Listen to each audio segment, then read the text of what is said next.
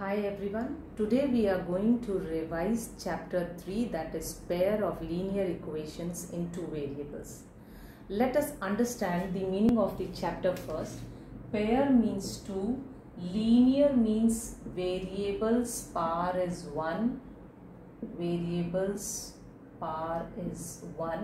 equations means equal to sign, two variable means includes two alphabets.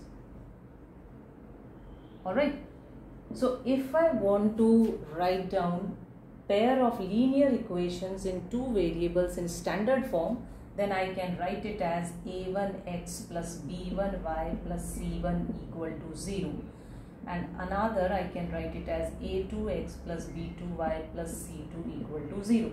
So these are the standard forms of the pair of linear equations in two variables, because I have used here two variables x and y, where a1, b1, c1, a2, b2, c2, these are the constant terms or the numeric terms.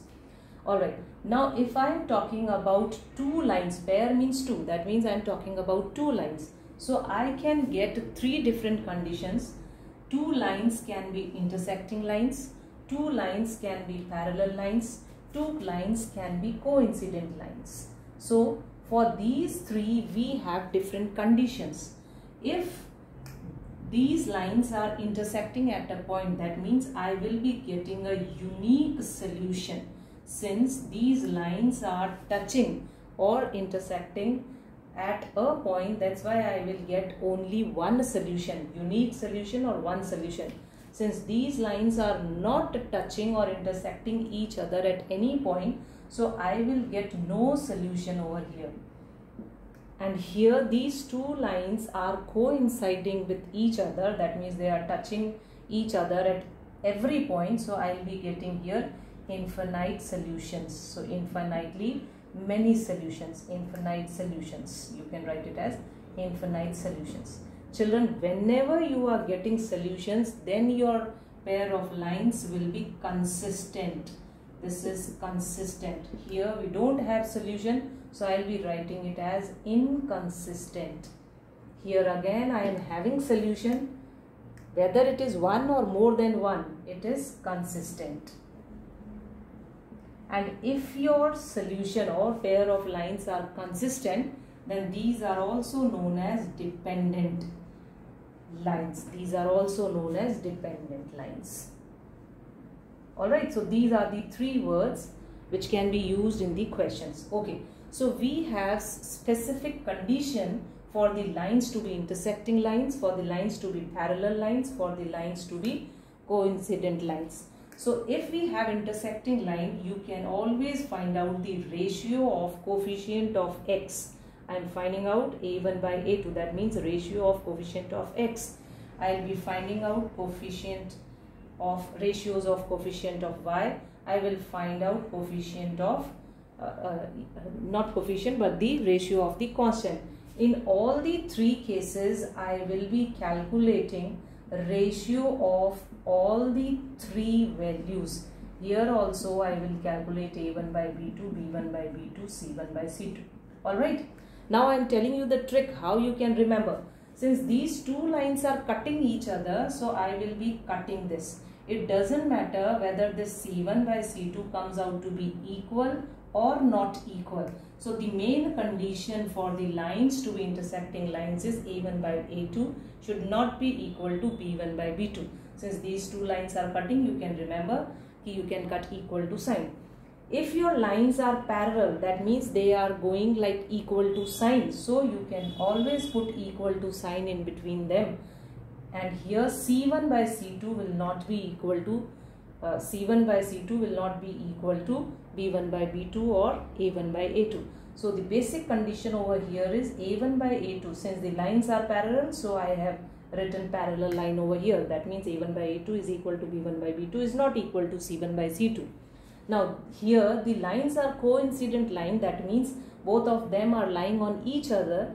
That means everything is same in that. So this is the way you can remember the condition, and yes, definitely you are going to get a question in your boards on these conditions.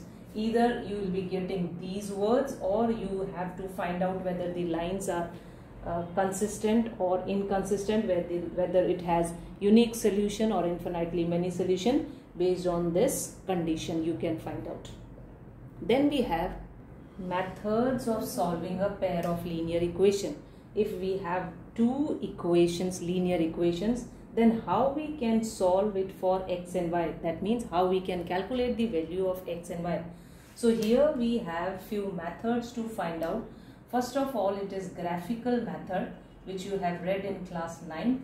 Graphical method, it's like you have made a table like this and you have calculated the values for x and y for the given equation and you have plotted it.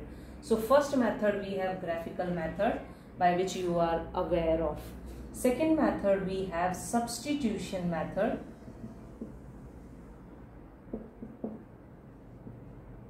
Here the name is only indicating you have to substitute, you have to replace one variable to other variable.